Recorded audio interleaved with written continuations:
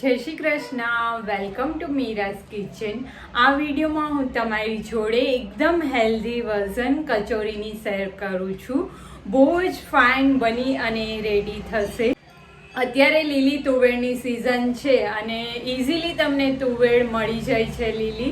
તો આવી રીતના હેલ્ધી વર્ઝન અને પ્લસ એટલી જ ક્રિસ્પી અને ખસ્તા આ કચોરી બની અને રેડી થશે।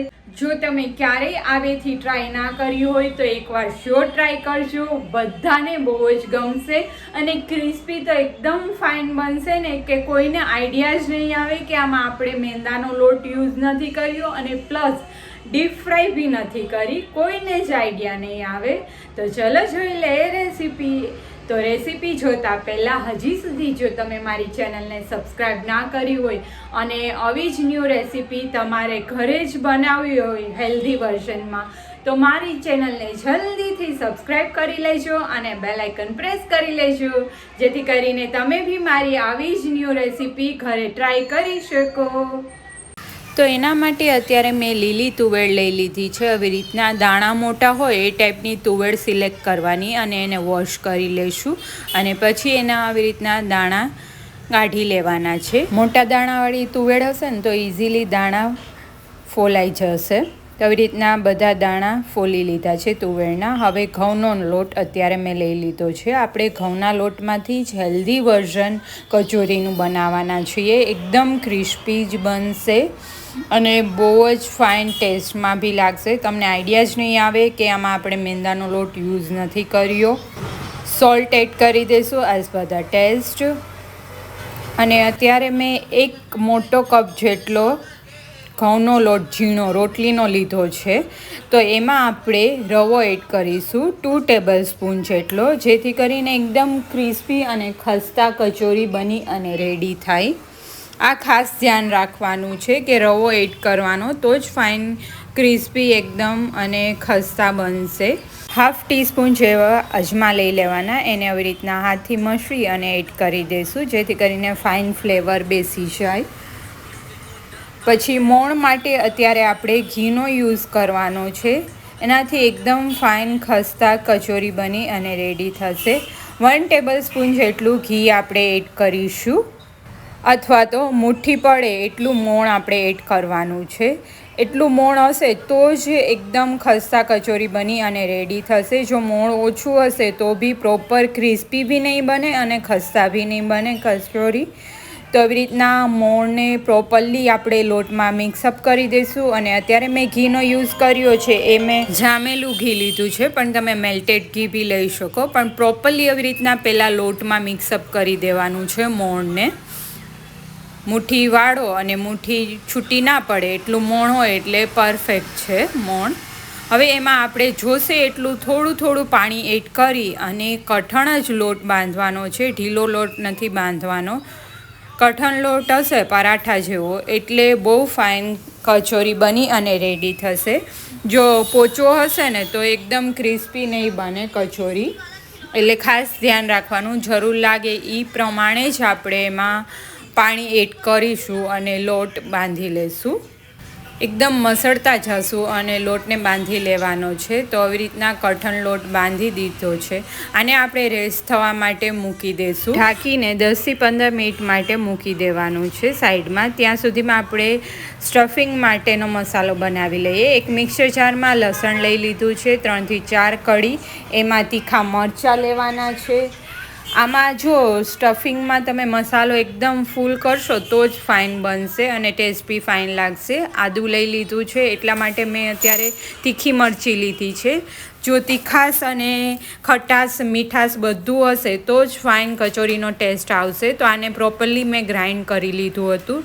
એમાં આપણે જે તુવેરના દાણા ફોલેલા હતા એ લઈ લીધા છે। અત્યારે 1 બાઉલ જેટલા મેં તુવેરના દાણા લઈ લીધા છે, એ બી મિક્સર જારમાં એડ કરી દઈશું અને મિક્સર જારમાં એડ કર્યા બાદ આપણે એને પ્રોપર ચર્ન નથી કરવાનું, ચાલુ બંધ કરીને જ આખું પાખું રહે એ રીતના જ આપણે પલ્સ મોડ ઉપર કરવાનો છે। પાણી કે કશું જ નથી એડ કરવાનું, એમ જ આપણે પલ્સ મોડ કરવાનું અને વચ્ચે જરૂર લાગે તો સ્પૂનની હેલ્પથી આપણે ઉપર દાણા દેખાતા હોય તો મિક્સ કરી દેવાનું અને પછી પાછું આપણે એને પલ્સ મોડ ઉપર ચાલુ બંધ અથવા તો ચાલુ બંધ કરી મિક્સરને અને આવી રીતના આખું પાખું રહે એ રીતના આપણે ક્રશ કરતું રહેવાનું છે. જ્યાં સુધી દાણા દેખાય ત્યાં સુધી આ પ્રોસેસ કરવાની રહેશે.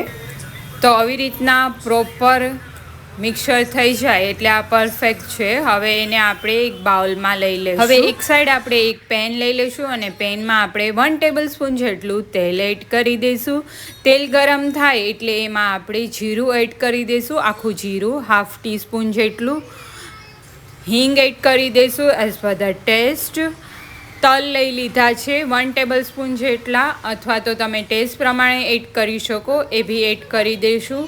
પ્રોપરલી બધું ક્રેકલ થઈ જાય એટલે એમાં આપણે જે મિક્સર રેડી કર્યું હતું લીલી તુવેરના દાણાનું એ એડ કરી દઈશું અને બધું જ પ્રોપરલી મિક્સઅપ કરી દઈશું. ગેસનો ફ્લેમ સ્લો કરી દઈશું. અને અત્યારે મેં નોનસ્ટિક પેનનો યુઝ કર્યો છે એટલે મેં તેલ બી ઓછું જ લીધું છે. બને ત્યાં સુધી જાડા તળિયાવાળું અથવા તો નોનસ્ટિક પેન લેશો ને તો તમારે તેલ ઓછું જોશે અને પ્રોપર કૂક થઈ જશે મસાલો. હવે આપણે એમાં મસાલા કરી લઈએ. સોલ્ટ એડ કરી દઈશું એઝ પર ધ ટેસ્ટ. મેં અત્યારે ઝીણા લીમડાના પાન કટ કરી અને રાખ્યા હતા એ એડ કરી દઈશું. આ ઓપ્શનલ છે, જો તમારે એડ કરવા હોય તો ફ્લેવર માટે તમે એને એડ કરી શકો અથવા તો ટોટલી સ્કીપ કરી શકો. પ્રોપરલી બધું મિક્સઅપ કરી દઈશું. ગરમ મસાલો એડ કરી દઈશું 1 ટીસ્પૂન જેટલો અથવા તો એઝ પર ધ ટેસ્ટ તમે એડ કરી શકો. મસાલા બધા જ ચડિયાતા જ રાખવાના છે અને ચટપટો ટેસ્ટ આવે એ રીતના. તો અત્યારે આપણે શુગર પાવડર એડ કરી દઈશું 1 ટેબલસ્પૂન જેટલી, અથવા તો as per the your taste તમે એડ કરી શકો, વધારે કે ઓછી તમે કરી શકો. આમાં આપણે લીંબુનો રસ બી એડ કરવાના છીએ એટલે એ રીતના તમારે શુગર પાવડર એડ કરવાની રહેશે. અને ઝીણું નારિયેળનું ખમણ લઈ લીધું છે મેં અત્યારે. તમે આને ટોટલી સ્કીપ બી કરી શકો પણ આનાથી બહુ ફાઇન ફ્લેવર આવશે કચોરીમાં. બધી જ વસ્તુ પ્રોપરલી મિક્સઅપ કરી દઈશું અને ગેસનો ફ્લેમ સ્લોથી મીડિયમ રાખી અને 10 મિનિટ માટે કૂક કરી લેવાનું છે. 10 મિનિટ પછી ચેક કરી લેવાનું. પ્રોપર કૂક થઈ ગયું હોય તો ગેસ ઓફ કરી અને ફાઇનલી આપણે લીંબુનો રસ એડ કરી દેવાનો છે. લીંબુ એડ કરી અને બધું જ પ્રોપરલી મિક્સઅપ કરી દઈશું. અત્યારે મેં કિસમિસ લીધી છે અને કાજુ લીધા છે, ઝીણા કટ કરી લીધા છે કાજુને, એ એડ કરી દઈશું. આનાથી બહુ જ ફાઇન ટેસ્ટ આવશે. અને ઝીણી કટ કરેલી ધાણાભાજી એડ કરી દેવાની છે. બધું જ પ્રોપરલી મિક્સઅપ કરી દઈશું અને આ મિક્સચરને તમે સ્ટફિંગને રેડી કરીને બી રાખી શકો. જ્યારે બી કચોરી બનાવી હોય ત્યારે ઇન્સ્ટન્ટલી તમે એને સ્ટફ કરી અને બનાવી શકો. આ બધી પ્રિપરેશન તમે થોડી વાર પહેલાં બી કરી શકશો. હવે ચટણી બનાવી લઈએ. તો એના માટે એક મિક્સર જાર લઈ લઈશું અને મિક્સર જારમાં આપણે ધાણાભાજી એડ કરી દઈશું. થોડા ફુદીનાના પાન લઈ લઈશું, દાણા લઈ લઈશું. તમે આની જગ્યાએ દાળિયા બી લઈ શકો. લીલા મરચાં લઈ લીધા છે મેં, તીખા લીધા છે, તમે ટેસ્ટ પ્રમાણે તીખા મોરા લઈ શકો. અત્યારે મેં 2 લીલા મરચાં તીખા લઈ લીધા છે. આદુનો ટુકડો લઈ લીધો છે અને લસણ લઈ લીધું છે. તમે લસણ સ્કીપ કરી શકો જો ના ખાતા હોય તો. સોલ્ટ એડ કરી દઈશું, લીંબુનો રસ એડ કરી દઈશું, ખાંડનો પાવડર એડ કરી દઈશું અથવા તો એમ જ સુગર બી તમે લઈ શકો. થોડું જરૂર લાગે એટલું પાણી એડ કરી અને ફાઇન ચટણી આપણે રેડી કરી લઈશું. તો આને બી તમે એડવાન્સમાં પ્રિપેર કરી અને રાખી શકો. તો બધું જ વસ્તુ રેડી છે. તો ચલો આપણે બનાવી લઈએ કચોરી. એના માટે આપણે સ્ટફિંગ લઈ લેવાનું છે અને સ્ટફિંગને આવી રીતના નાની સાઇઝના બોલમાં રેડી કરી લેવાનું છે. એવી રીતના પ્રેસ કરી અને બોલ્સ એના રેડી કરી લેવાના છે. તમારે જેવડી સાઇઝમાં કચોરી બનાવી એ રીતના. પણ આ કચોરી નાની સાઇઝની હશે તો જ ફાઇન ટેસ્ટ બી આવતો હોય છે, કેમ કે બહુ જ વધારે સ્ટફિંગ હશે અને ઉપરનું પડ પતલું હશે તો બી ટેસ્ટ નહીં એટલો સારો આવે. એટલે નાના નાના બોલ્સ બનાવી અને રેડી કરી લેવાના છે. બોલ્સ રેડી થઈ જાય પછી આપણે લોટ લઈ લઈશું અને લોટને એકદમ મસળી અને ફાઇન સોફ્ટ કરી લેવાનો છે. આપણે જેવી રીતના પરાઠાનો લોટ હોય એ ટાઈપનો જ લોટ બની જવો જોઈએ. જો તમને કઠણ લાગતો હોય આ સ્ટેજ ઉપર તો થોડું તમે પાણી એડ કરી અને એને સોફ્ટ કરી શકો. પરાઠાથી થોડો થીક અને ભાખરીથી થોડો ઢીલો એવી રીતના લોટને બાંધવાનો રહેશે. પ્રોપરલી બંધાઈ જાય પછી આવી રીતના વણી લઈશું. અત્યારે હું નાની નાની પૂરી નથી વણતી, ડાયરેક્ટલી મોટો જ એક વણી લઈશ અને એમાંથી એક સરખું આપણે કટ કરી લઈશું. મોલ્ડ છે મારી પાસે, અથવા તો તમે વાટકી નાની હોય તો એ સાઇઝમાં બી કટ કરી શકો.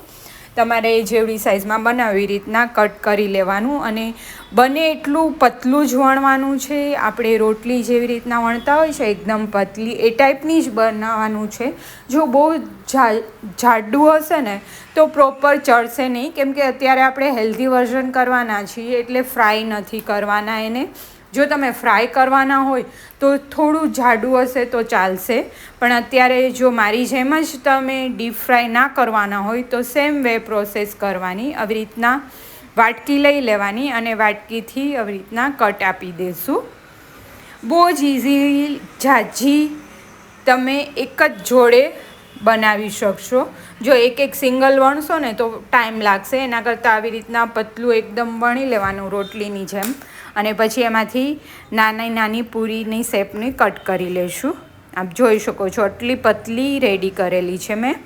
તો આવી જ રીતના બધા કચોરીને રેડી કરી અને એમાં સ્ટફ કરવાના છે. જે સ્ટફિંગ રેડી કર્યું છે અને ફરતી બાજુથી આવી રીતના પેક કરતું જવાનું છે, જેથી કરીને ફાઇન ઇફેક્ટ આવે. પછી એવી રીતના બધું જ જોડે કરી અને ઉપરનું જે વધારાનું પાર્ટ હોય ને એને આપણે રિમૂવ કરી દઈશું, કેમ કે જો ત્યાં રહેશે ને તો એ જાડું થઈ જશે અને ત્યાં કાચું લાગશે. એટલા માટે આવી રીતના પતલું જ આપણે ઉપર કોટ કરીશું લોટનો. તો આવી જ રીતના બધી જ કચોરીને આપણે રેડી કરી લઈશું. બહુ જ ઇઝીલી તમે આને પેક કરી શકો અને જ્યાં પેક કરો ત્યાં થોડું પ્રેસ કરી દેવાનું. પછી અત્યારે મેં અપેન પેન લઈ લીધું છે, કેમ કે હેલ્ધી વર્ઝન હું કરવાની છું, ડીપ ફ્રાય નથી કરવાની. તો આવી રીતના બધાના ઘરે અપેન પેન તો હોય જ છે, એ લઈ લેવાનું અને એમાં આપણે ઘી અથવા તો તેલ તમે કોઈ બી લઈ શકો. ઘીમાં ગમતું હોય તો તમે ઘી બી લઈ શકો, પણ અત્યારે હું તેલનો યુઝ કરું છું. થોડું તેલ આપણે બધામાં એડ કરી દઈશું અને થોડો ગરમ થઈ જાય પેન એટલે એમાં આપણે કચોરી જે રેડી કરેલી હતી એ બધી એડ કરી દેવાની છે. તમે બી મારી જેમ નવી વસ્તુ ખાવાના શોખીન હોય પણ હેલ્ધી વર્ઝન ટ્રાય કરવા માંગતા હોય તો આ પરફેક્ટ છે. સેમ ટેસ્ટ રહેશે, કાંઈ જ ચેન્જ નહીં આવે, ટેક્સચર બી સેમ રહેશે અને ક્રિસ્પી બી એટલી જ ફાઇન કચોરી બની અને રેડી થશે. એ રીતના બધી કચોરીને પહેલાં આપણે નીચેનો પાર્ટ હોય ને એ રાખી દઈશું, જેથી કરીને પ્રોપરલી પહેલાં એ કૂક થઈ જાય. ઉપરનો પાર્ટ તો એકદમ પતલો જ છે એટલે એને બહુ ઝાઝો ટાઈમ નહીં લાગે. એને આવી રીતના લીડથી ક્લોઝ કરી અને સાવ સ્લો ફ્લેમ ઉપર આપણે એને કૂક થવા દેવાની છે. પછી થોડી વાર પછી આપણે જોઈ લેવાનું તો એક સાઈડથી આવી રીતના કલર ચેન્જ થવા લાગે એટલે આપણે ટર્ન કરતા રહીશું અને પ્રોપરલી બધી સાઈડથી આવી રીતના ટર્ન કરતા રહેવાનું છે અને કૂક કરવાની છે, કેમ કે આપણે ડીપ ફ્રાય નથી કરતા. ડીપ ફ્રાય કરતા હોય તો જલ્દીથી થઈ જાય, પણ આમાં થોડો ટાઈમ લાગશે. પ્લસ આને આપણે કન્ટિન્યુઅસલી તમારે જોતું રહેવું પડશે અને ટર્ન કરતી રહેવી જોશે. જે સાઈડ તમને કાચી લાગે એ સાઈડ ટર્ન કરતું રહેવાનું અને એ સાઈડથી થોડી વાર રહેવા દેવાની એટલે પ્રોપર કૂક થઈ જશે બધી જ સાઈડ. તો લાગે છે ને એકદમ જોઈને જ ક્રિસ્પી બની હોય એવી? હા, શ્યોર, ટેસ્ટમાં બી એટલી જ ફાઇન અને ક્રિસ્પી બી રહેશે.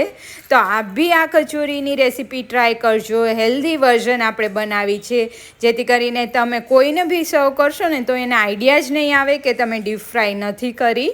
અત્યારે મેં ગ્રીન ચટણી અને ખજૂર આંબલીની ચટણી બંને સાથે સર્વ કરી છે. આ બંનેથી બહુ ફાઇન કચોરીનો ટેસ્ટ આવતો હોય છે અને આને તમે ચાટ તરીકે બી સર્વ કરી શકો. આવી રીતના કચોરી કટ કરી અને ઉપર બંને ચટણી અને દહીં એડ કરી અને સર્વ કરી શકો. એનો બી બહુ ફાઇન ટેસ્ટ આવે છે. તો ફરી મળીએ આવી જ ન્યૂ રેસીપી સાથે.